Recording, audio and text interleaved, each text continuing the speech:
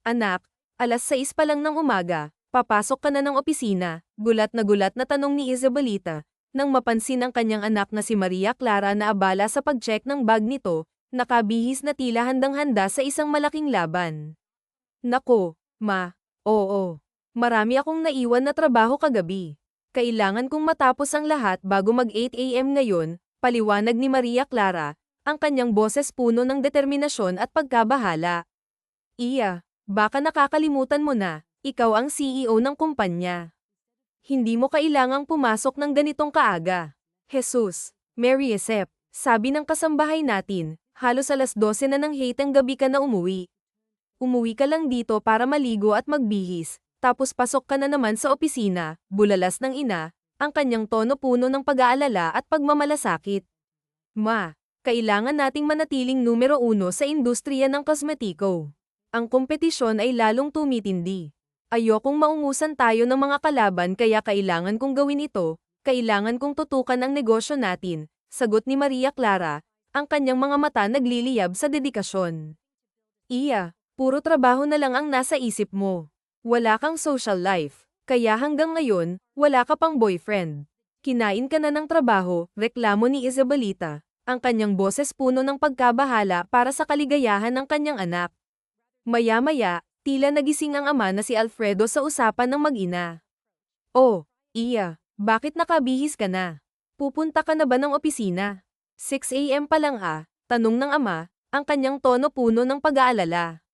Yan ang sinasabi ko sa anak mo, masyado na siyang babad sa trabaho. Wala nang ibang gawin kundi ang magtrabaho ng magtrabaho, dagdag pa ng ina, na tila nag-aalala para sa kalusugan ng kanyang anak. This is my life, ma, pa. Binigyan niyo ako ng responsibilidad na pamunuan ang kumpanyang ito at gagawin ko ang lahat para sa sinimulan niyong negosyo. Papa, don't worry, masaya ako sa ginagawa ko, sagot ni Maria Clara, ang kanyang tinig puno ng sigasig. Iya, hindi kita nilagay sa posisyon na yan para patayin ang sarili mo sa pagtatrabaho. Ikaw ang CEO, dapat mong pangasiwaan ang trabaho ng iyong mga tao.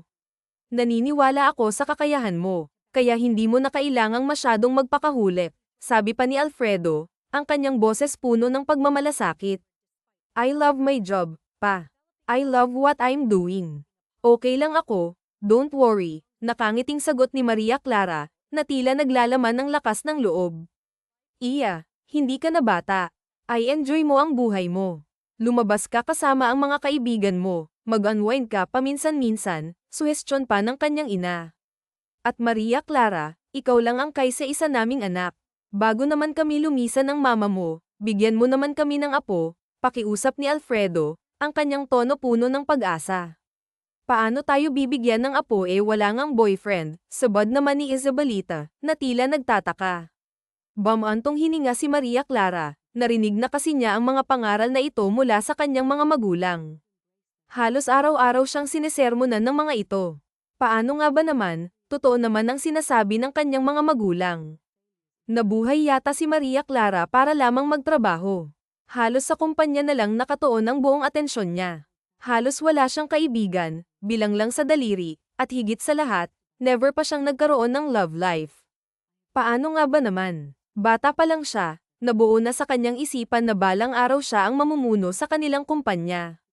Pangarap niya ito kaya talagang pinaghusayan niya ang pag-aaral hanggang kolehiyo upang maging karapat-dapat na CEO. Si Maria Clara ay tunay na mahusay sa paghawak ng negosyo, subalit sa iba pang aspeto ng kanyang buhay, siya ay tila kulang. Maganda si Maria Clara, kahit na ang kanyang pananamit ay madalas na simpleng skirt at blouse na may coat, ang kanyang karisma at ganda ay talagang lumalabas. Kadalasan, ang kanyang mahabang buhok ay nakatali, at halos hindi siya nagme-makeup. Ngunit kahit sa kabila ng lahat ng ito, kitang-kita pa rin ang kanyang likas na kagandahan.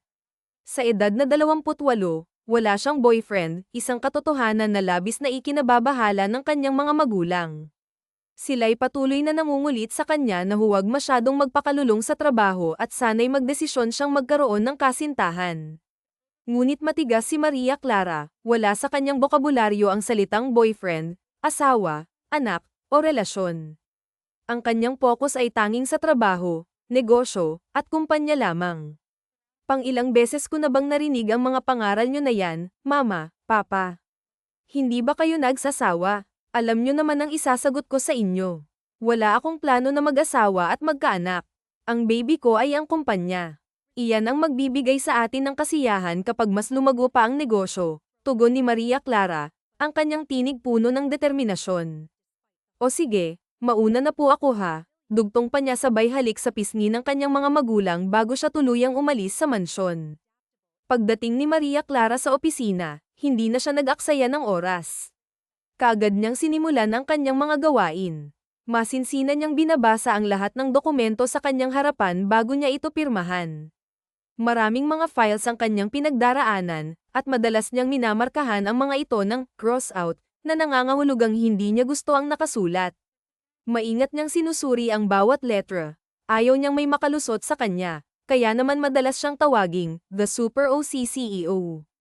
Bago pa man matapos ang 8:00 ng umaga, natapos na niya ang pagsusuri sa napakaraming papeles. Ngunit hindi pa doon natatapos ang lahat. Tuwing 8:00, nagpapatawag siya ng daily meeting sa kanyang mga staff, kaya't kung baguhan ka sa kumpanyang ito, tiyak na mapaparesign ka agad dahil sa kanyang pagiging masusi. Gayunpaman, well-compensated naman ang mga empleyado, maganda ang sahod at mga benepisyo na ibinibigay ni Maria Clara sa lahat. Paano nga ba naman, talagang oras, talino, at kakayahan ang basehan para makapasok dito? Sa umagang iyon, pumasok sa opisina ni Maria Clara ang kanyang PR manager at tanging kaibigan, si Carmen, na kababata niya. Sabi ko na nga B. Ganito palang kaaga, babad na sa papeles yang mga mata mo, bungad ni Carmen habang hawak ang 2 tasa ng kape. Inilapag niya ang isang tasa sa lamesa para sa kanyang kaibigan.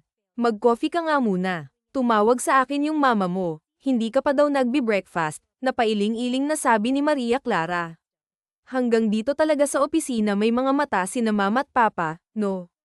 Hoy sis, hindi ako mata ng parents mo. May mga pagkakataon lang na sumasang-ayon ako sa kanila. Pero hindi ibig sabihin na sumasang-ayon ako sa lahat ng oras. Dapat kasi kumain ka muna bago ka pumunta dito. At sis, 6 AM na, nakasubsob ka na dito sa opisina. Sige, hayaan mo, next time magpapadala na lang ako ng damit mo dito. Nakakahiya naman sa mansyon nyo, umuwi ka pa, sarkastikong sabi ng kanyang kaibigan. Bahagyang natawa si Maria Clara, tinitigan ng kape na pinatong ng kaibigan at nagpasalamat. Thank you for this coffee, sis. Alam ko din na sinabi ni mama yan sa'yo na bigyan ako ng kape. Hoy, bukal sa loob ko yan ha. Bulalas pa ni Carmen. Isang umaga ng Sabado, nagulat ang mag-asawang Isabelita at Alfredo dahil kahit umaga ay nakabihis pa rin si Maria Clara ng formal attire. Isa lang ang iniisip ng mag-asawa, pupunta na naman ito sa opisina. Anak, Iya, bakit bihis na bihis ka? Bulalas ng ama. Maria Clara, Iya, baka nakakalimutan mong Sabado ngayon, dugtong naman ng ina. Yes, ma, pa, I know it's Saturday, pero nagkaroon ng problema sa factory. Kailangan kong naroon, nagmamadaling sagot ni Maria Clara. Anak, nandun naman yung mga supervisors mo at mga head ng department para lutasin ang mga issue. Hindi mo na kailangang naroon, pagsalungat ni Alfredo. No, pa. Kailangan kong makita ang problema ng personal, matigas na sagot ng anak. Hindi ka man lang ba kakain? Tanong pa ni Isabelita. No, ma. Okay na ako. Sige na po, aalis na ako, pagpapalam pa ni Maria Clara sabay beso sa kanyang mga magulang. Nagmamadali siyang lumabas ng bahay, halatang aligaga dahil sa problema sa kanilang factory. Pagkalabas ng anak, may sensinang nag-usap ang mag-asawa. Paano ba natin babaguhin ang takbo ng buhay ng anak natin? Tanong ni Isabelita. Gusto kong mag-enjoy siya sa buhay. Gusto kong maranasan niya ang mga bagay-bagay. Hindi ko pinangarap na maging ganyan ang yunakahihan natin, masyadong sub-sub at dedicated sa trabaho. Kasalanan mo to Roldan, masyado mo siyang in-expose sa negosyo, paninisi pa ng ina. Napailing-iling si Alfredo, nasa dugo ni Maria Clara ang pagiging negosyante. Oo. Pero hindi ko ginasto na maging ganyan siya ka-focus sa trabaho. At isa pa, we are not getting any younger, Jamina. Gusto ko din na magkaapo tayo. Aba ka, mukhang kakainin na tayo ng lupa, Wala pa din tayong makikitang apo, sambulat pa ng ama. Yun din yung gusto ko. Magkaroon man lang ng boyfriend si Maria Clara nang ma-divert naman yung atensyon niya. Maganda naman ang takbo ng negosyo, bakit kailangan niyang magpakasubsob sa trabaho? Kailangang ma-in-love si Maria Clara, bulalas pa ni Isabelita. May naiisip akong paraan para mabago ang focus ni Maria Clara, napapatango sabi ni Alfredo. Ano yun, Roldan? Tanong ng ina.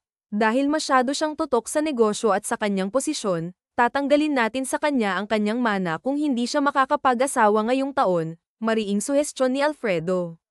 Sigurado ka ba dyan, Roldan? Paano kung hindi nga mag-asawa si Maria Clara? Paano ang negosyo? Maipagkakatiwala mo ba iyon sa iba, bulalas ng asawa? Alam ko ang aming anak, kilalang kilala ko si Maria Clara. Hinding-hindi papayag yan na mawala sa kanya ang negosyo at ang kanyang posisyon, at hinding-hindi niya hahayaan na malagay sa kamay ng iba ang pagpapatakbo nito, nakangising sabi ng matandang Alfredo, ang kanyang mga mata ay puno ng tiwala. Tama ka dyan. Siguro nga it's about time na gawin natin ito para mabaling sa ibang atensyon ni Maria Clara, sumang-ayon naman si Isabelita, ang kanyang boses ay puno ng pag-asa. Kinagabihan, nakatanggap si Maria Clara ng isang mensahe sa kanyang cellphone. Nagulat siya dahil ngayon lamang siya nakatanggap ng ganoong mensahe mula sa kanyang mga magulang. Pinapauwi siya nito at may mahalaga daw silang pag-uusapan. Pagpasok niya sa loob ng malaking mansyon, nagulat siya sa kanyang nakita. Nandoon sa kanilang living room ang kanyang mga magulang, sina Doña Roldan at Isabelita, kasama pa ang kanilang family attorney na si Attorney Lopez. Anong meron? Bakit nandito si attorney? Bungad ni Maria Clara. Ang kanyang tinig ay puno ng pag-aalala. Maupo ka na muna, Iya, sabi ni Alfredo, ang kanyang tono ay seryoso. Kinakabahan, naupo si Maria Clara sa sofa. What's wrong? What's happening? Tanong niya, ang kanyang puso ay kumakabog sa takot. Iya, anak, Maria Clara, siguro it is about time na manghimasok na kami sa personal mong buhay. All we want is for you to be genuinely happy. We just want you to enjoy life as it is to be, panimula ng ama, ang boses nito ay puno ng malasakit. Ano po ba yun? Sabihin nyo na, sabi ng kinakabahan na si Maria Clara, ang kanyang mga kamay ay nanginginig. Iya, wala kaming masamang intensyon ha, dugtong pa ng ina, ang kanyang mga mata ay puno ng pag-aalala. Oh my God, pa, sabihin nyo na nga ano ba kasi yun? Bakit kailangang andito pa si Attorney Lopez, bulalas ni Maria Clara, ang kanyang boses ay nag-aalab sa pagkalito. Inabot ni Alfredo ang dokumento sa kanyang anak. Anak, heto ang nais naming mangyari. Ano to? Tanong ng dalaga, ang kanyang isip ay naguguluhan. Gusto naming magkaroon ka ng asawa ngayong taon, and sooner, bigyan kami ng apo ng mama mo, panimula ni Alfredo, ang kanyang boses ay matatag. Anong kalokohan to? Gulat na sabi ni Maria Clara, ang kanyang mga mata ay lumalaki sa pagkabigla. Tama ka ng dinig, anak. Kung hindi ka makakahanap ng asawa ngayong taon, tatanggalin kita bilang CEO ng company. Bukod pa doon, tatanggalan kita ng karapatan sa negosyo. Mawawala din lahat ng mana mo, direktang sabi ng ama, ang boses nito ay puno ng determinasyon. Napailing-iling si Maria Clara at napahawak sa kanyang ulo. Nakasaad sa dokumentong yan ang lahat, sambit ng ama sabay turo sa papel na hawak ng anak. Are you crazy? No, I don't believe in you. Alam kong hindi nyo hahayaan na ibang tao ang magpapatakbo ng negosyo. Nice try, pa, sambit pa ng anak, ang kanyang boses ay puno ng pagsalungat. Seryoso ako, Iya, pirmado ko na ang papeles na yan at alam yan ni Attorney Lopez, sabi pa ni Alfredo. Ang kanyang tono ay hindi nagbabago. Pipilitin niyo akong mag-asawa at magkapamilya kapalit ng posisyon ko at ng negosyo natin. This is dumb, Dad. This is unfair, wika pa ni Maria Clara, ang kanyang damdamin ay nag-aalab. My decisions are final. It's up to you kung gagawin mo ang mga kondisyon namin ng mama mo o hahayaan mong ibang tao ang mamahala ng kumpanya, sabi pa ng ama, ang kanyang mga mata ay puno ng determinasyon. Napapikit si Maria Clara at nagdasal sa kanyang isip, Lord, totoo ba ang mga naririnig ko sa mga magulang ko? Alam kasi ni Maria Clara na hindi kailanman nanloko ang ama niya at sa pagkakataong ito, sigurado siyang seryoso ang ama niya sa kanyang desisyon. This is brutal, bulalas ng dalaga, ang kanyang tinig ay puno ng pagkabigo. Will you take it or leave it? Wika ng papa niya, ang kanyang tono ay puno ng hamon. Walang ibang tao ang pwedeng mag-manage ng business, mariing sabi ni Maria Clara, ang kanyang boses ay puno ng determinasyon. So that means I take mo yung sabi namin ng papa mo, sambit naman ng kanyang ina, ang kanyang mga mata ay puno ng pag-asa. Napapikit si Maria Clara at saka marahang tumango. Okay kung yan ang magpapakagat nyo kahit hindi nyo isinasaalang-alang yung gusto ko, naiinis na sambit ni Maria Clara, ang kanyang damdamin ay nag-aalab. Pagdating ng Lunes, hindi pa din lubos maisip ni Maria Clara ang ginawang desisyon ng kanyang mga magulang. Mahal niya ang kumpanya at mahal niya ang kanyang posisyon. Ang pagiging CEO ay isang pangarap na kanyang pinapangarap mula pa noong pagkabata. Ang posisyong ipinagkaloob ng kanyang ama ay ang posisyong babawiin ng kanyang mga magulang kung hindi siya makakahanap ng mapapangasawa. Nang umagang iyon, ikinwento ni Maria Clara sa kanyang kaibigan na si Carmen ang tungkol sa naging desisyon ng ama niya. What? Kailangan mo na mag-asawa kung hindi mawawala yung posisyon mo pati na rin yung mana mo. Bulalas ni Carmen, ang kanyang mukha ay puno ng pagkabigla. Ay lakas mo pa at nang marinig ng buong floor, sarkastikong sabi naman ni Maria Clara, ang kanyang tono ay puno ng ironiya. Nagulat naman ako dyan, sis. True ba yan? Handang ipamahala ni Alfredo sa ibang kamay yung kumpanya kapag hindi ka pa nag-asawa, dagdag pa ng kaibigan, ang kanyang mga mata ay nag-aalab sa pagkabigla. Yes, handa nilang gawin yun, naiinis na sabi naman ng dalaga, ang kanyang damdamin ay nag-aalab. OMG, mapapalitan ka na, bahagyang nakangiting tugon ng kaibigan, ang kanyang tono ay puno ng pang-uudyok. Oh, bakit parang masaya ka pa? Masungit na tugon naman ni Maria Clara, ang kanyang damdamin ay puno ng pagkalito. Hindi naman sa ganun. Kaya lang alam mo na, wala nang meeting everyday kapag nawala ka. Tapos pwede na akong mag-leave, wala na masyadong mabusisi sa mga reports, wala nang magpa-follow up ng mayat maya, nakangiting sabi pa ni Carmen. So parang sinabi mo na rin na toxic akong boss, pairap pa na sabi ng dalaga. Hindi sa akin ang galing yan, sabi naman ng kaibigan. Anyway, ano yung plano mo? I will never give this company to somebody. Dugot pawis ko ang naging puhunan ko dito. Hinding-hindi ako makakapayag na basta-basta na lang mapunta sa wala ang pinaghirapan ko, sabi pa ni Maria Clara. Meaning magpapakasal ka eh. Kaninong Pancho Palato ka naman magpapakasal eh. Wala ngang naglalakas loob na manligaw sa'yo eh, pran kang sabi pa ni Carmen. Napaisip naman si Maria Clara sa sinabi ng kaibigan. Saan nga ba naman siya makakahanap ng mapapangasawa paano siya mag-aasawa gayong wala siyang ine-entertain na kahit na sino? Ano bang gagawin ko? Sambit pa ng dalaga. Dapat magpaligaw ka na, suhestyon pa ni Carmen. Wala ngang nagkakamali ba? Mahina namang sambit ni Maria Clara. Paano nga naman? Napaka-strong ng dating mo lahat ng lalaki takot kang lapitan, pagpaprangkisa ni Maria Clara at tila na frustrate na.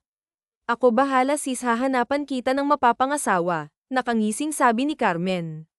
Wait, ayoko ng totoong mapapangasawa ha. Magpapanggap lang na asawa ang kailangan ko, yung ipapakita ko kina mama at papa na may boyfriend ako then kasal-kasalan lang ganun, wika ni Maria Clara. Oh my God, ano ba yan sis? Bakit di ka humanap ng totoong magmamahal sa'yo, yung genuine love you mean? Pumayag ka lang pala para hindi mawala yung posisyon sa'yo sis. I believe walang ibang hangad yung parents mo kundi sa ikakabuti mo. Kung ganyan ang mindset mo, much better wag ka na lang magpakasal. Huwag kang magcheyo, just be a normal person, find real love and find the beauty of life, suhestyon pa ni Carmen. My life is here, my life is the company. My entire life I was born to be the president of this business. I will never be a normal girl living a simple life. I am so much better than that Carmen, naiinis na sabi naman ni Maria Clara. Napapailing naman ng kaibigan. Okay. I am just saying opinion ko lang yun sis siya lang. Buong linggong pinag-isipan ni Maria Clara kung paano nga ba maisakatuparan ang kanyang plano, humanap ng lalaking handang magpapanggap bilang kanyang asawa. Ayaw naman niya na basta-basta ang makuha niya. Kilala niya ang kanyang ama. Alam niyang ipapa-background check ng kanyang ama ang lalaking mapipili niya, kung kaya naman wala pa man ay naiisip na ni Shelly Ann ang mga posibleng mangyari. Maya-maya ay biglang kumatok sa kanyang opisina si Carmen. Nagbago ang isipan nito at nais ng tulungan ng kaibigan. Okay sis, I will help you na. Tutulungan na kitang humanap ng lalaki, sabi pa nito. Napangiti naman si Shelly Ann. Natuwa dahil may makakatulong na siya sa paghahanap ng lalaking maaaring kontsabahin para maging peke niyang asawa. Thank you, sis. Thank you talaga, sambit ng dalaga. Punta ka sa kondo ko mamaya. May mga kontak akong pagpipilian mo. Kung hindi lang talaga kita mahal, hindi ko to gagawin para sa'yo, pasinghal pa na sabi ni Carmen. Thank you talaga. Pero, ganun ka bilis talaga. May nahanap ka na, gulat na tanong pa ni Shelly Ann. Yes, of course. Pinagdududahan mo ba ang kakayahan ko? Pairap pa na sabi ng kaibigan. Basta, later at my place. Magpapa-audition tayo ng mga peke mong asawa. Kinagabihan nga ay nagtungo na si Shelly Ann sa kondo ng kaibigan. Kinakabahan siya sa plano ni Carmen. Hindi niya alam kung magiging successful ang plano nito. Nakaupo si Shelly Ann sa sofa habang naghihintay sa kaibigan na nasa loob ng kwarto kasama ang mga lalaking nahanap nito bilang magpapanggap na mapapangasawa niya. Lumabas si Carmen mula sa kwarto. Sis, remember ha, ang mga lalaking nandito ay hindi mga aktor. Nahagilap ko sila sa kung saan-saan. Syempre sis, may mga kapalitong pagpapanggap nila. May presyo, sambit pa ni Carmen. Yes, yes. Kahit magkano, bulalas pa ng dalaga.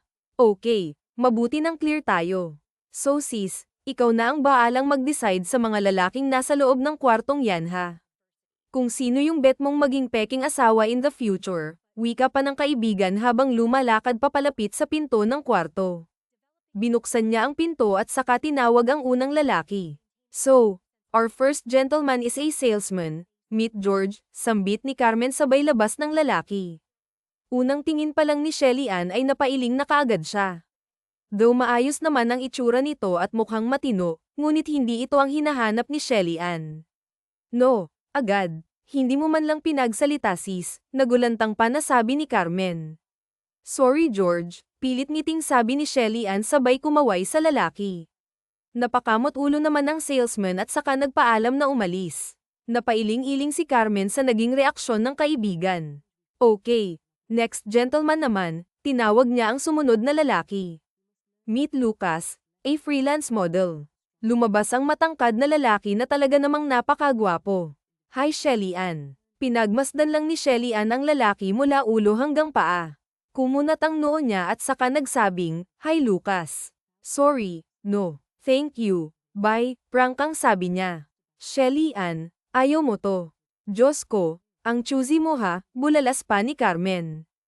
It's okay. Thank you. Bye, sambit ng lalaki at saka din umalis ng kondo. Bye Lucas. Anyway, last na to Shelly Ann ha. Kapag hindi mo pa to bet, hay nako, wala na akong maitutulong sa'yo. Naiinis ako sa'yo ha, pasinghal na sabi pa ng kaibigan. Our last gentleman here is a basketball player, meet Johnson. Sabay labas naman ang lalaki sa loob ng kwarto. Hi Shelly Ann, sambit nito. Ayaw ko sa basketball player. Sorry Johnson, but no, mariing sabi pa niya. Okay, fine, tanging sambit ng lalaki at saka umalis. Ay sis, suko ako sa'yo ha. Maging fake boyfriend and later on fake husband lang ang kailangan mo. Bakit ang choosy mo? Naiinis na sabi ni Carmen. Hindi swak eh. Walang appeal for me. Sorry sis kung medyo mapili ako. Hindi naman sa pagiging maarte, pero wala talaga eh, nakasimangot na sabi pa ni Shelly Ann. Dumating ang weekend. Himala na hindi nagtatrabaho si Shelly Ann. Nakakulong lang ito sa malaki nilang mansyon. Dala-dala pa rin niya sa kanyang isipan kung paano siya makakahanap ng lalaking ipapakilala sa kanyang magulang bilang papakasalan. Nang araw naman na yun, wala ang kanyang mga magulang. Nagtungo ang mga ito sa France upang makipag-meet sa kanilang kaibigan, kung kaya naman mag-isang naiwan si Shelly Ann sa mansyon. Habang nakatingin sa garden, umiinom ng wine ay nabulabog ang pag-iisip ng dalaga. Nagbigla na lamang itong marinig na tumunog ang doorbell. Hinintay niyang pagbuksan yun ng kanilang kasambahay, ngunit ilang minuto pa ay tila walang nagbubukas sa taong kanina pa doorbell ng doorbell. Nainis si Shelly Ann at siya na mismo yung nagbukas ng gate. Yes. Bakit pa ulit-ulit sa pagpindot ng doorbell? Hindi ka ba makapaghintay? Bulalas ni Shelly Ann sa lalaking yun na nakatalikod. Tila slow motion naman na humarap ang lalaki sa kanya at doon nga ay bigla na lamang siyang napanganga. Gwapo ang lalaking nasa harapan ng kanilang gate. Moreno, matangkad, at may kaakit-akit ng ngiti. Sorry ma'am, delivery po, sambit ng lalaki. Nakatulala pa rin si Shelly Ann sa lalaki. Ma'am, nagbalik naman sa ulirat ang dalaga.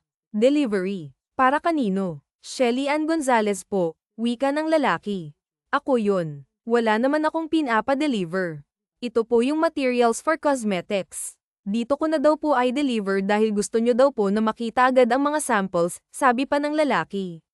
Tila nagbalik naman sa alaala ni Shelly Ann kung paano niya tinutukan ng kaibigan para may padala ng rush ang samples ng cosmetic materials na in-order nila para sa bago nilang produkto. Ah, okay. Tanging nasabi na lamang ni Shelly Ann. Pa-receive na lang po ako, wika pa ng lalaki sa gate.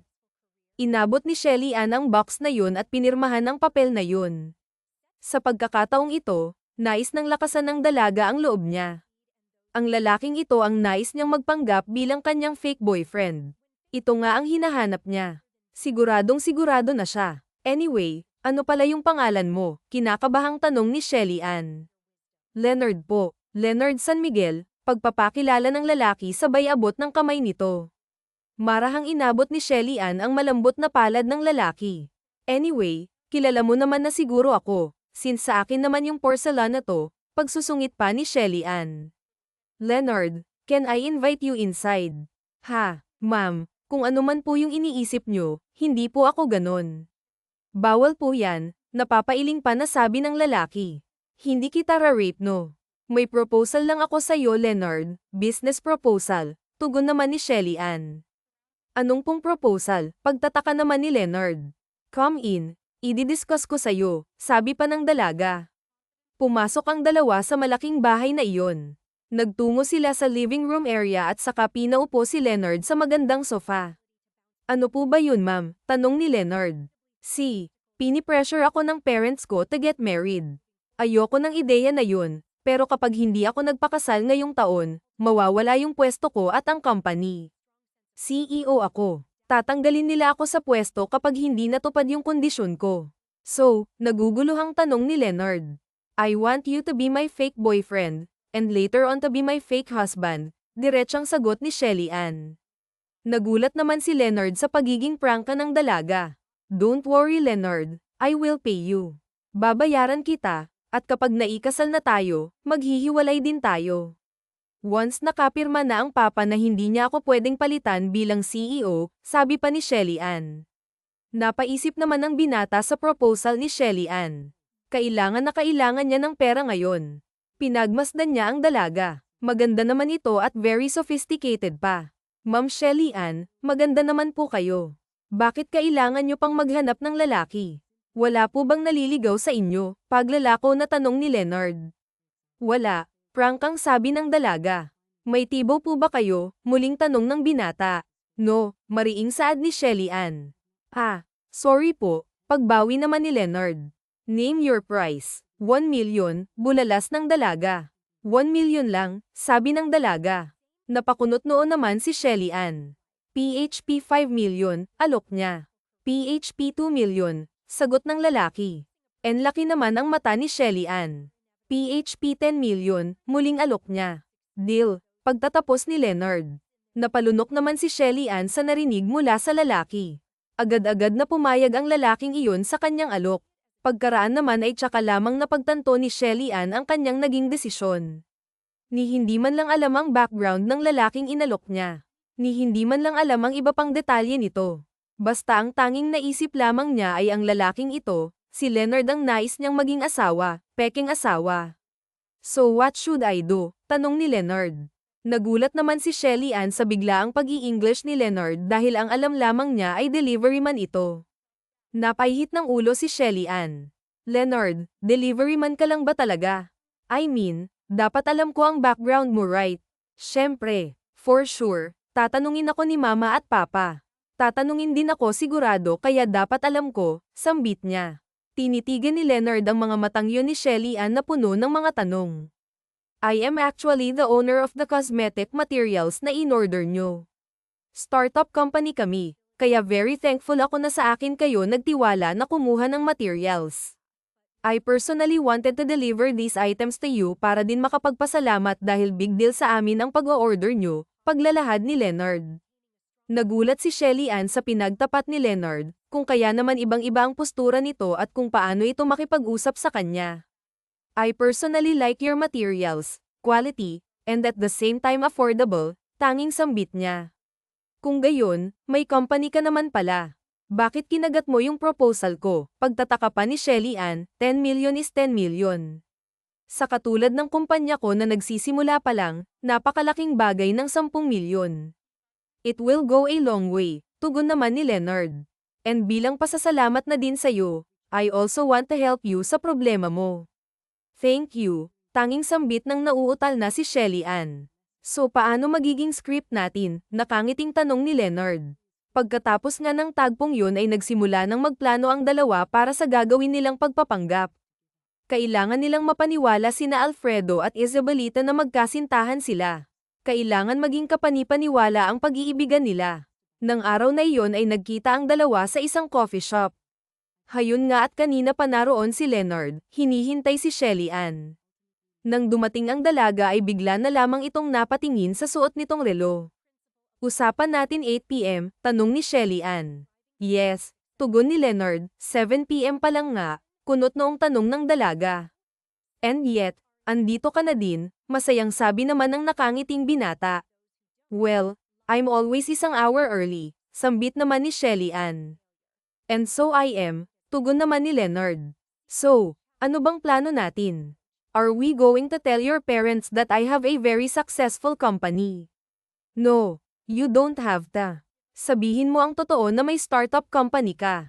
Bilib ang papa sa mga katulad mo na nagsisikap para mapaunlad ang kumpanya. Ganyan-ganyan siya nag-start kaya sobrang ina-idolize ko siya at ayokong pabayaan yung company na sinimulan niya. Kaya dapat hindi ako mapalitan dito. I will do everything para mapangalagaan ang kumpanya, paglalahad pa ni Shelly Ann. Napatango naman si Leonard sa mga sinabi ng dalaga. Sa pagkakataong ito ay tila humanga siya sa dedikasyon ng dalaga. Ngunit sa kabilang banda, nag-iisip siya kung paano ba ang buhay ng babaeng kaharap niya sa personality na nakikita niya. Mukhang sob-sob ito sa trabaho. I understand, Michelle Ann, pero sa tingin ko tignan mo din in other perspective ang gusto ng parents mo. Baka masyado ka ng Shelly Ann na lang ang itawag mo sa akin. Yes. Masyado akong nagbababad sa trabaho, but this is all I have. Ito ang gusto kong gawin, sambit pa ni Shelly Ann. Anong latest sa fashion? Anong current news? Anong popular songs ngayon? Alam mo ba ang latest sa showbiz? May update ka ba sa buhay ng parents mo ngayon? Biglang pagtatanong naman ni Leonard. Napaisip naman si Shelly Ann sa mga tinatanong ni Leonard. Kasunod ay napailing ito. No, hindi mo na alam ang nangyayari sa mundo, Shelly Ann. I will do what you want, hindi lang dahil sa 10 millions. I will do it kasi gusto kitang tulungan na makita ang mundo outside your company or else hindi ko to gagawin, pananakot pa ni Leonard. Okay, fine, napabuntong hininga na sambit naman ng dalaga. Nag-usap nga ang dalawa patungkol sa kanilang magiging setup at ang mga magiging detalye ng kanilang pag-iibigan. Nais ni Shelly Ann na palido ang lahat bago niya iharap ang lalaking ito sa kanyang mga magulang. Isang gabi naman, habang sabay-sabay na naghahapunan ang pamilyang iyon, naisip ni Shelly Ann na formal nang ipakilala si Leonard bilang kanyang boyfriend sa kanyang mga magulang. Magkasama sa iisang kotse ang dalawa patungo sa isang fine dining restaurant kung saan nila imi-meet ang mga magulang ng dalaga. Habang patungo sila sa venue ay kanina pa nga ang question and answer ng dalawa para maging maayos ang pakikiharap nila kay Isabelita at Alfredo. Saan tayo nag-meet? Unang tanong ni Shelly Ann. Sa coffee shop sa Makati, mabilis na tugon naman ni Leonard. Anong suot ko ng araw na yun? Sunod na tanong ng dalaga. Ha, pati ba yun? Nang laki naman ang butas ng ilong ng binata sa kasama. Oo, ganun kadetalyado kapag yan ang tanong ni Papa. Bahagya namang namula si Shelly Ann sa sumunod niyang tanong.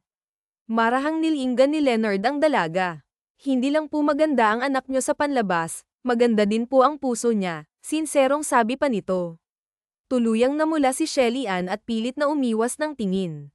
Okay na yan. Mukhang perfect naman ang mga sagot mo, nauutal na sabi pa niya. Ilang sandali pa nga ay nakarating na ang dalawa sa lugar na yun kung saan imimit nila ang mga magulang ni Shelly Ann. Pagdating nila sa restaurant ay naroon na din si Isabelita at Alfredo. Good evening po ma'am, sir, bungad ni Leonard sa mga ito. Good evening, masayang tugon ni Isabelita. Samantalang si Alfredo naman ay kinikilatis sa pamamagitan ng pagtingin sa lalaki mula ulo hanggang paa. Mapa, this is Leonard, my boyfriend, pagpapakilala ni Shelly Ann sa kasama. Nice to meet you po, sabi pa ng binata sabay inabot ang palad nito. Magaan na inabot ni Isabelita ang kamay na iyon sa binata. Nice to finally meet you. Tumingin siya sa kanyang asawa at saka ito si Nico, nangangahulugan na kamayan din nito ang binata. Napaismed si Alfredo at saka inabot ang kamay ng binata. Okay, tanging sambit lang nito. Let's have a seat, wika ni Isabelita. Pagkaupo ng lahat ay nagsimula na nga ang interrogation ni Alfredo kay Leonard. How long are you dating? Gano'n nakatagal yung relasyon nyo? Kahapon, nung isang araw, sarkastikong sabi ni Alfredo.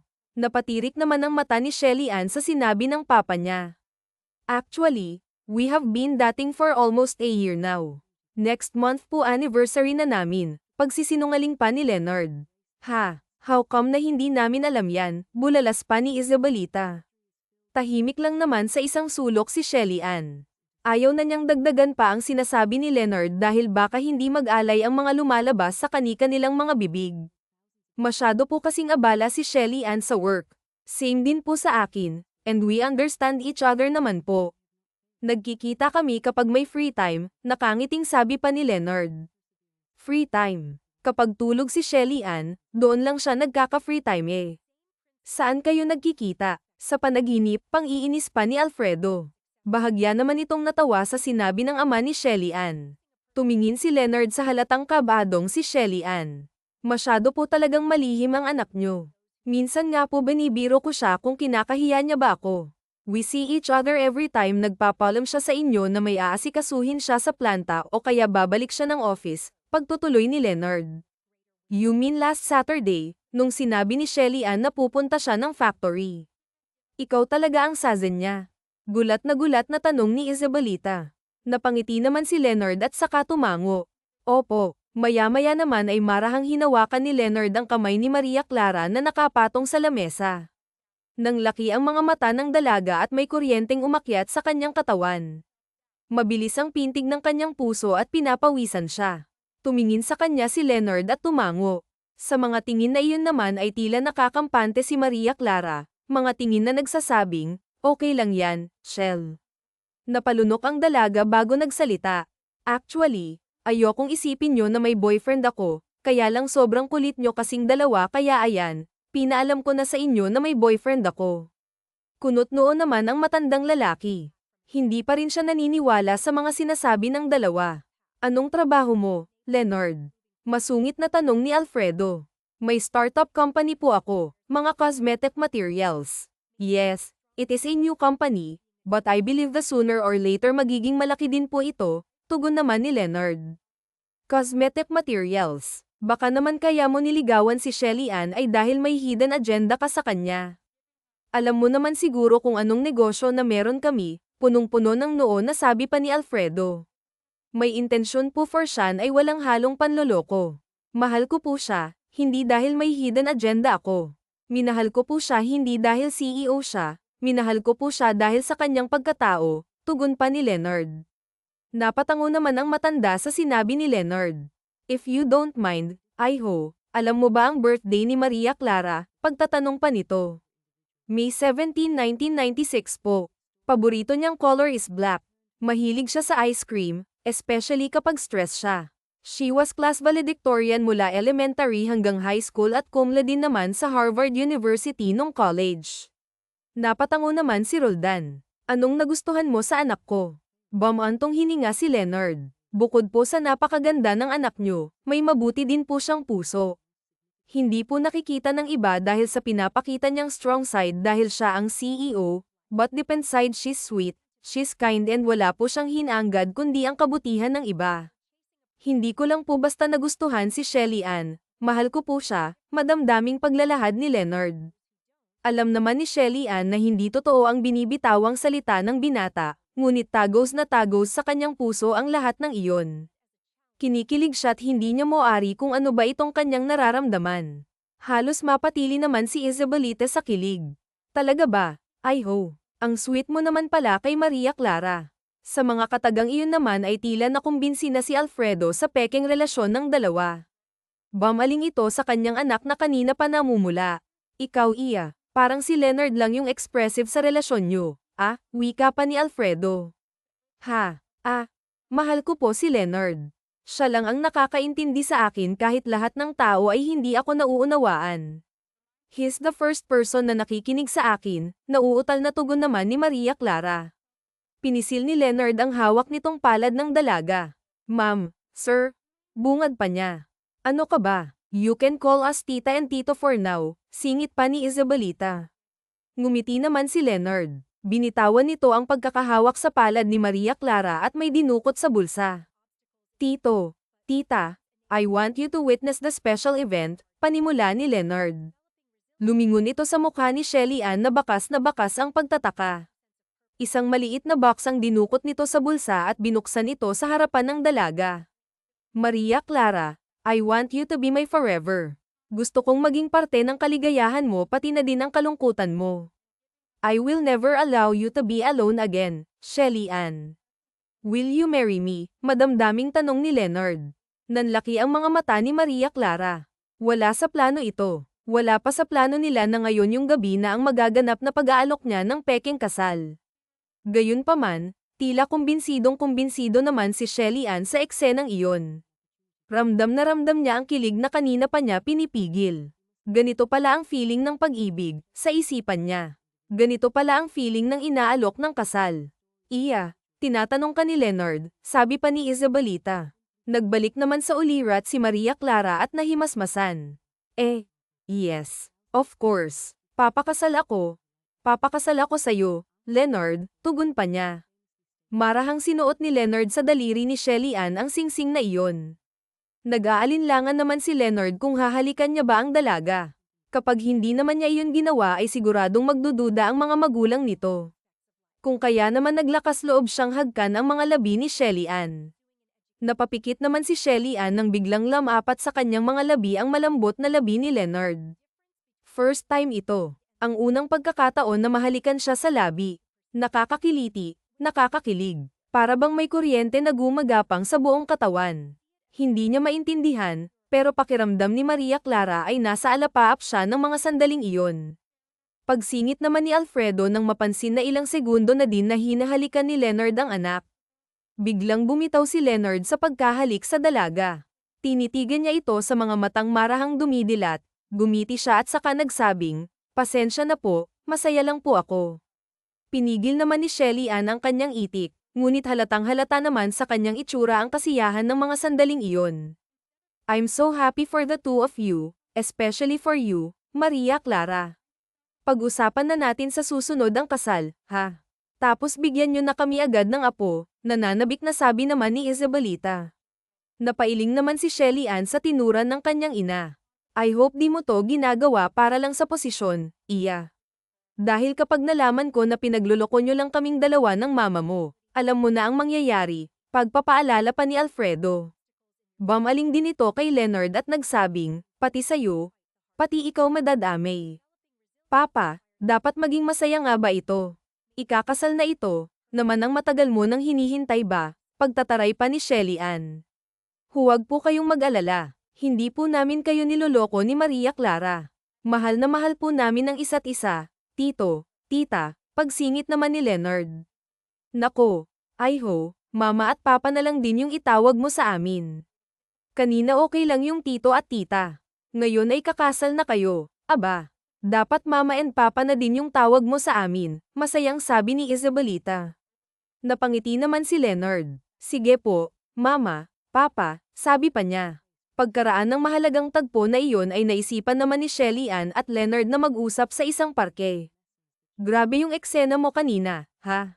Hindi ko akalain na ganun ka kagaling, pagpuri ni Shelly Anna. Kagaling humalik, biro pa ni Leonard. Baliw, ganun ka kagaling magpanggap, parang matagal mo nang ginawa, ah? Sabi naman ni Maria Clara. Siyempre dapat ka panipaniwala, no? Baka mamaya pumalpak, sayang ang PHP 10 million, sambit pa ni Leonard. Huwag kang mag-alala, sayong-sayo ang 10 million, pahirap naman na sabi ni Maria Clara. Pero aside from that, I really love your parents. Kaya dapat bago matapos ang lahat ng to, bagong Shelly Ann na ang makita nila, ha? Dapat you open yourself to the world. At sooner or later, tila hamin na naman ang tinig ni Leonard. Makahanap ka ng taong mamahalin mo. Mamahalin more than your company. Ngumiti lang ang dalaga at saka bumulong. Sana ikaw na ang taong yun. May sinasabi ka, pagtatanong ni Leonard. Ha, wala. Sabi ko nagulat ako sa biglaan mong pag-alok ng kasal, wala sa plano yun. Ah, pasinghal na sabi ni Maria Clara.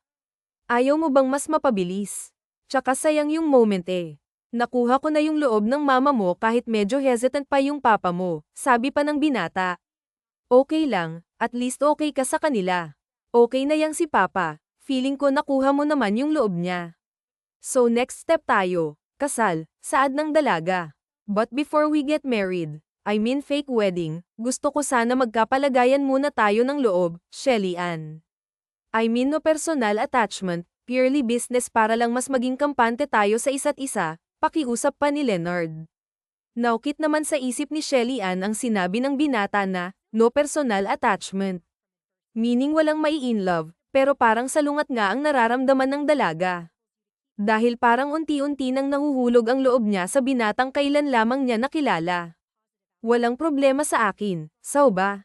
Baka may magalit, girlfriend-asawa, nahihiyang tanong ni Shelly Ann.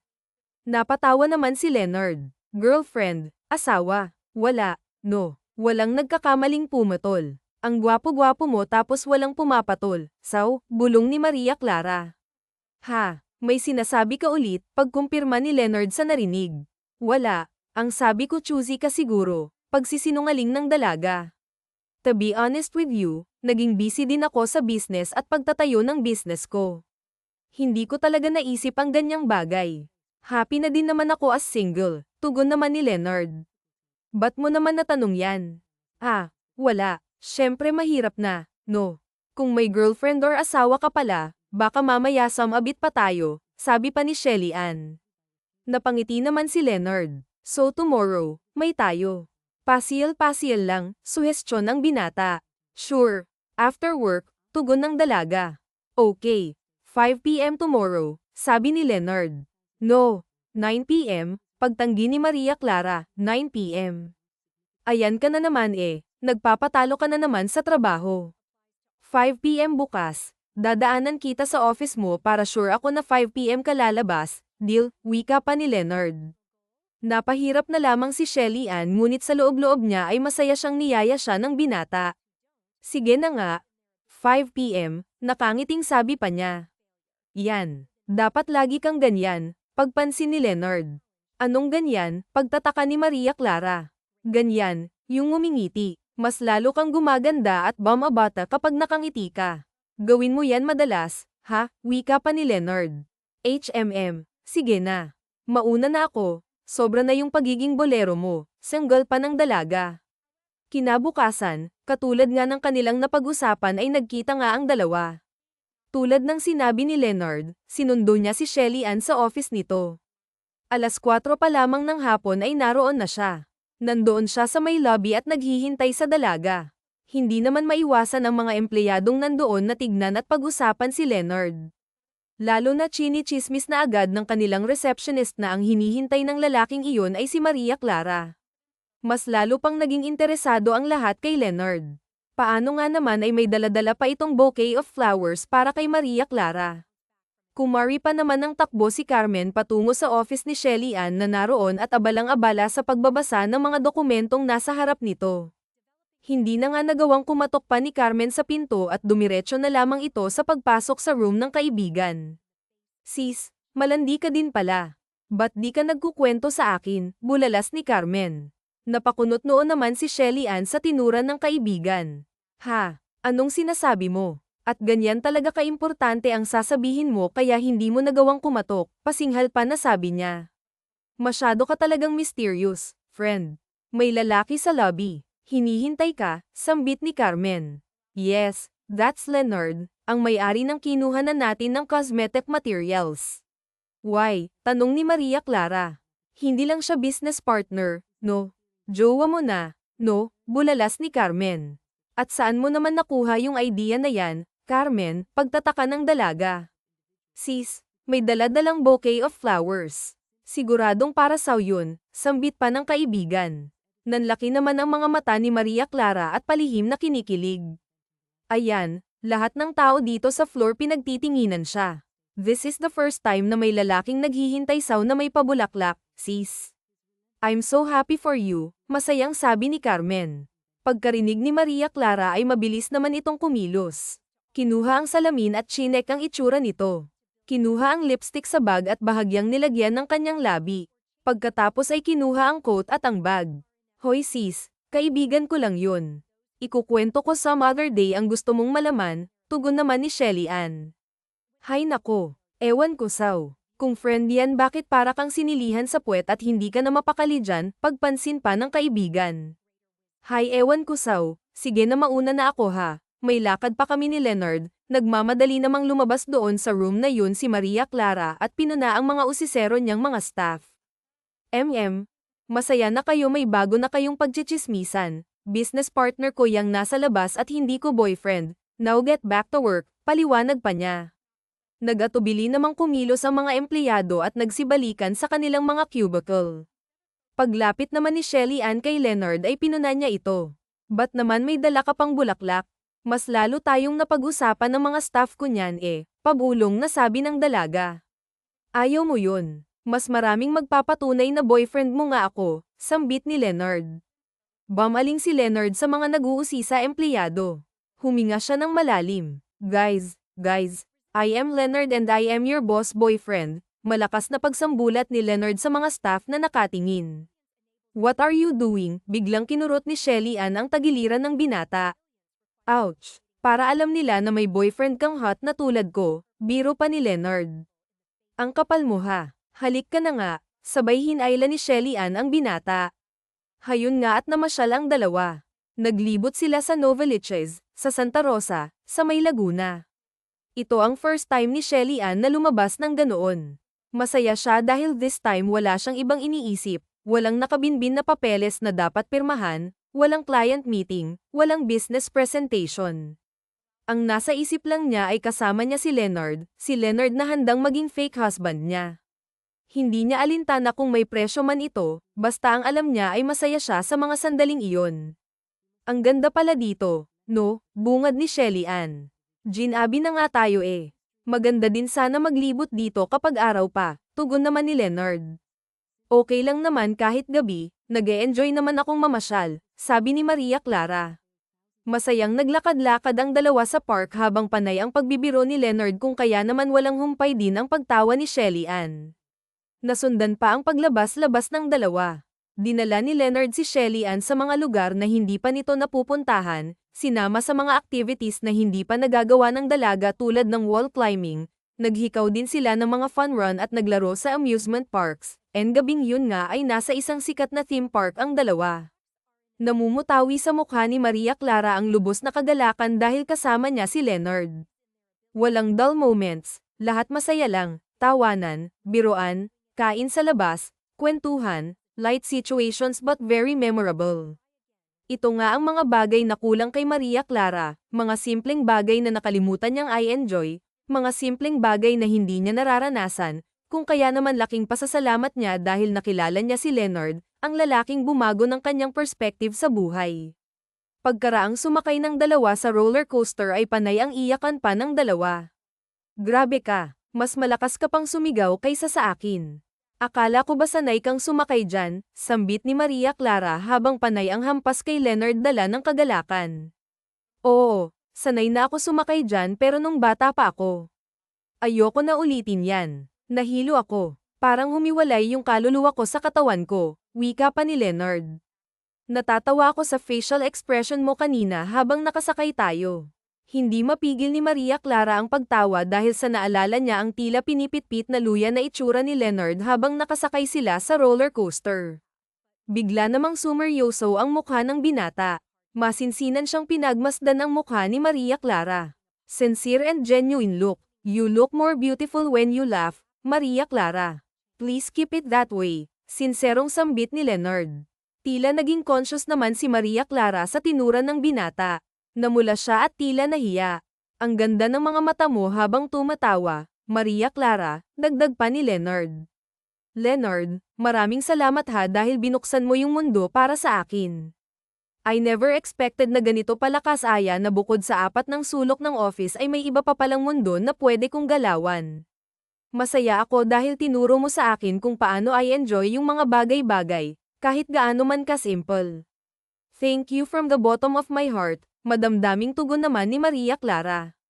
Hindi nagtagal ay naganap na nga ang kasal ng dalawa, isang simpleng kasal naman yun na dinaluhan ng malalapit sa kanila. Hindi na din kasi nag-abala pa si Leonard at Maria Clara dahil alam nga naman nila na sa pagdating ng araw ay maghihiwalay din sila. Hindi naman maalis ang tingin ni Leonard kay Maria Clara habang naglalakad ito papalapit sa kanya suot ang isang payak na white long dress habang hawak ang 12 white roses. Pagkalapit ni Maria Clara sa binata ay hindi napigilan ni Leonard ang magsabing, "You are the most beautiful girl in the world." Tila kinilig naman si Maria Clara sa sinabi ng binata. Alam niyang ang kasal na yun ay kasunduan lamang ngunit sa sandaling yun ay unti-unti nang nahuhulog ang loob ni Maria Clara kay Leonard. Pagkatapos ng sermon ng pari ay tinanong ng pari si Leonard, "Ikaw, Leonard, tinatanggap mo ba si Maria Clara bilang iyong asawa, sa hirap man o ginhawa?" "Opo, Father, tinatanggap ko po," nakangiting tugon ni Leonard. "Ikaw naman, Maria Clara, tinatanggap mo ba si Leonard bilang iyong kabiyak, sa hirap man o ginhawa, bilang ng pari sa dalaga?" "Opo, Father, tinatanggap ko po," sagot naman ni Maria Clara.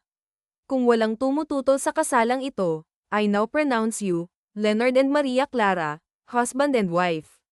You may now kiss your bride, sabi ng pari. Marahang inangat ni Leonard ang belo na nakatakip sa mukha ni Maria Clara. Doon nga ay tumambad kay Leonard ang napakagandang mukha ni Maria Clara. Masaya ang pakiramdam ng lalaki. Hindi niya alam kung anong matatawag sa ganong pakiramdam. Feeling niya siyang pinakamasayang lalaki sa mundo. Ganon din naman si Maria Clara nang masilayan ang gwapong si Leonard. Nananabik siya sa halik na yun. Muli niya na namang naramdaman ang mga init na halik na una niyang naranasan sa lalaking kanyang pinakasalan. Marahang nilapit ni Leonard ang kanyang mga labi sa mapupulang labi ni Maria Clara hanggang sa maglapat nga ang mga ito. Buong pusong binigay ni Maria Clara ang kanyang labi. Hinayaan niyang angkinin ni Leonard muli na naman niyang naramdaman ang kakaibang saya dulot ng matamis na halik na yun. Lumipas ang ilang araw ay nagsama na ang dalawa sa iisang mansyon habang hinihintay nila ang bagong kasulatan na nagpapatunay na si Maria Clara ang magiging CEO ng kumpanya at hindi na kailanman papalitan. Kasama na din ang mana nito at kapag nangyari ngayon ay maghihiwalay na ang dalawa. Ibibigay ni Maria Clara ang pangako nitong 10 Philippine pesos milyon sa lalaking kanyang pinakasalan. Gayunpaman, iba ang pakiramdam ng dalawa. Tila ba namuhay na sila nang walang kasunduan. Masaya sila sa piling ng bawat isa. Masaya sila sa bawat umaga ay mukha ng bawat isa ang nakikita. Hindi man nila inaamin sa isa't isa ay bakas naman na nagmamahala na sila. Nang umagang yun ay abalang-abala naman sa kusina si Maria Clara. Oo, marunong na siyang magluto ngayon, hindi katulad ng dati na halos wala siyang panahon na magstay ng matagal sa bahay at kumain. Ngayon nga ay nakakapagluto na siya.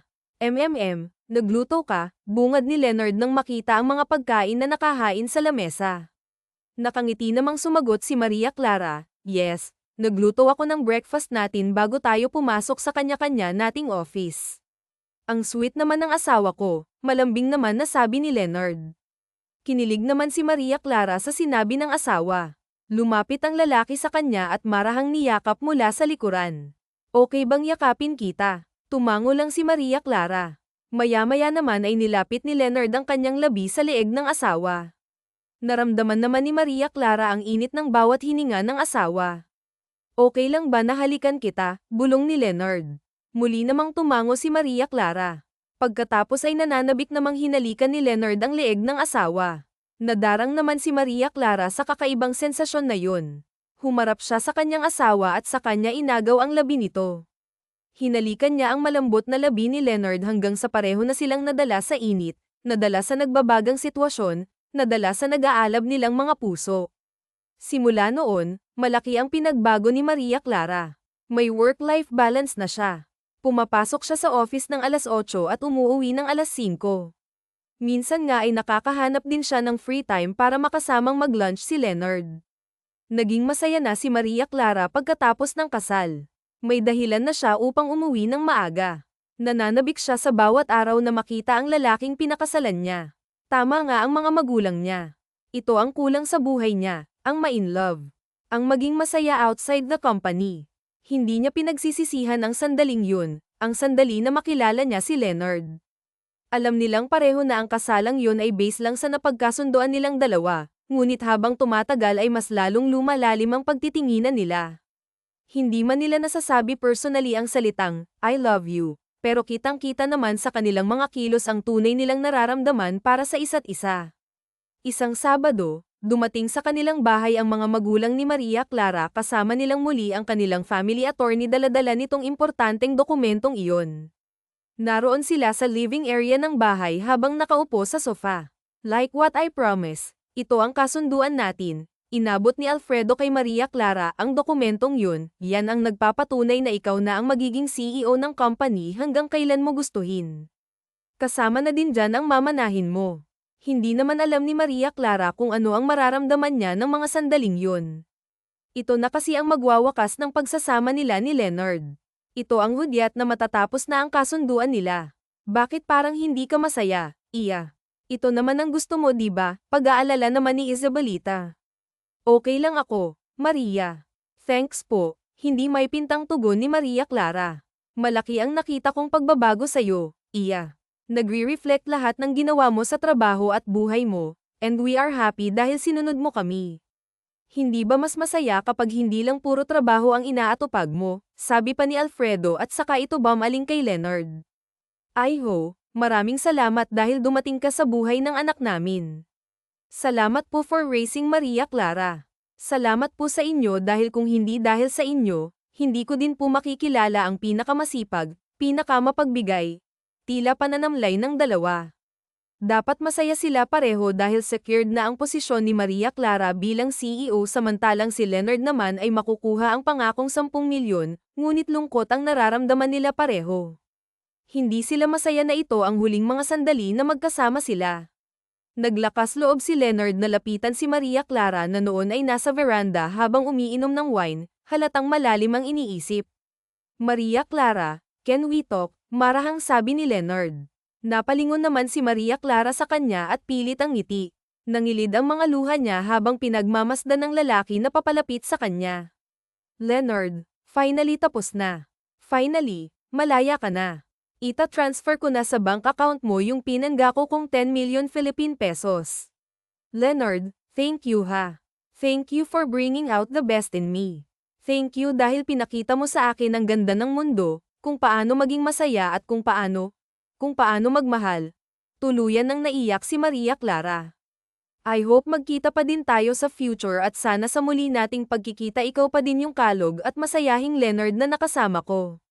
Don't worry. Ipapaayos ko na kaagad yung annulment natin. Hinaplos naman ni Leonard ang likod ng asawa at sa kamarahang pinunasan ng mga luha nito. Hindi ko matatanggap yung 10 milyon. Hindi ko kayang tanggapin ang halagang yun dahil pakiramdam ko niloloko kita. Alam ko na naging usapan na natin na no personal attachment pero, Maria Clara, nahulog na ako sa'yo. I fell in love with you, Maria Clara. Mahal kita at sa bawat paglipas ng mga araw na kasama kita, mas lalo pang lumalalim yung pag-ibig ko sa'yo. Tuluyan na ding umiyak si Leonard. Nanlaki ang mga mata ni Maria Clara sa narinig mula sa kanyang asawa. Napangiti siya at napuno ng pag-asa ang kanyang puso. Leonard, mahal din kita. Wala to sa plano pero kusa ko siyang naramdaman eh. Mahal din kita, Leonard, mahal na mahal, pagtatapat ng pag-ibig naman ni Maria Clara. Talaga. Mahal mo din ako, nananabik na tanong ng lalaki. Oo, pagkarinig noon ay saka naman muling hinagkan ni Leonard ang kanyang asawa. I love you, my wife. I love you too, my husband, tugon pa ni Maria Clara. Kalaunan ay pinagtapat ng dalawa sa magulang ni Maria Clara ang kanilang naging kasunduan at sinabi din nila na ngayon ay tunay na silang nagmamahalan. Tanggap naman yun ni Isabelita at Alfredo. Sa katunayan ay alam ni Alfredo ang lahat at batid din niyang nai-inlove na ang dalawa sa isa't isa. Sa ngayon ay namumuhay na masaya sina Maria Clara at Leonard. CEO pa din si Maria Clara ngunit hindi katulad noon. Ngayon nga ay masiyahin na siya at hindi laging babad sa trabaho. Binigyan niya ng oras ang kanyang asawa at mas naging malawak pa ang pagtingin niya sa mundo maliban sa 4 na sulok ng kanyang office. Samantalang si Leonard naman kahit walang anumang tulong mula sa mayaman niyang asawa ay unti-unti niyang napayabong ang kanyang maliit na kumpanya. Sa paglipas ng mga taon ay nabuntis si Maria Clara at nabiyayaan sila ng kambal. Walang mapagsidlan ang saya ng mag-asawa dahil nga buo na ang kanilang pamilya. Ito na nga din ang hinihintay na bundle of joy ni na Isabelita at Alfredo kung kaya naman lubos na maligaya ang mag-asawa dahil may apo na din sila sa wakas. Hindi lang isa, kundi 2. Sabi nila ang pag-ibig daw ay kusang dadating. Huwag nating hintayin, huwag tayong magmadali. Darating din ang tao na inilaan para sa atin sa tamang panahon at sa tamang pagkakataon. Sabi nga sa Romans 28 minuto pasado alas 8, and we know that in all things God works for the good of those who love Him, who have been called according to His purpose. Wakas.